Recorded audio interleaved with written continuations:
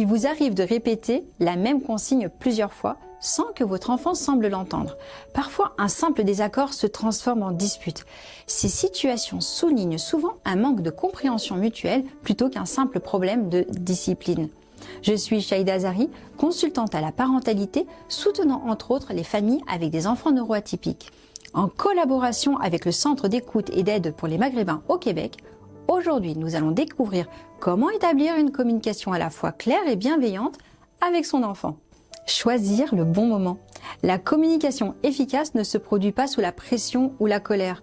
Atteindre un moment de calme favorise un échange sincère, loin du stress et de l'agitation. Écoutez activement. L'écoute ne se limite pas à attendre son tour pour parler. Regardez votre enfant, prêtez attention à son langage corporel, reformulez ce qu'il exprime. Cette approche lui montre qu'il est compris et respecté. Utilisez un langage positif. Remplacez le « ne fais pas de bruit » par le « doucement, s'il te plaît ». Mettre l'accent sur ce qu'on attend plutôt que sur ce qu'on interdit renforce la coopération et réduit les tensions. Adaptez son discours à l'âge de l'enfant.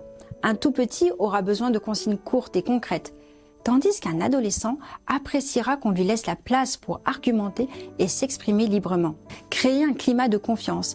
Un enfant qui se sent jugé ou critiqué évitera vite la discussion. Valorisez chaque effort de sa part. Je te remercie de m'avoir parlé de ce qui s'est passé. Cette reconnaissance l'encouragera à continuer de s'ouvrir. Communiquer avec son enfant, c'est instaurer un dialogue où chacun se sent écouté et respecté.